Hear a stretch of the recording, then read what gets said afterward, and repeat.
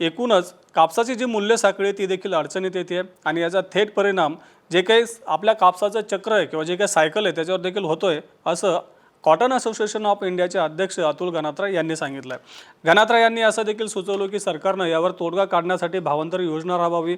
आता कापसासाठी भावांतर योजना राबवण्याची योग्य वेळ आली असं देखील त्यांचं म्हणणं आहे। गनात्रा यांनी सांगितलं की सरकार जोपर्यंत शेतकऱ्यांना हमीभाव देत नाही किंवा शेतकऱ्यांच्या पदरात जोपर्यंत किमान हमीभाव तरी पडत नाही तोपर्यंत देशातलं कापूस उत्पादन हे कमीच होत जाईल। म्हणजेच शेतकऱ्यांना कापूस लागवडीसाठी प्रोत्साहन मिळण्यासाठी उत्पादन खर्चावर काहीसा अधिक नफा देऊन दर मिळणं आवश्यक आहे।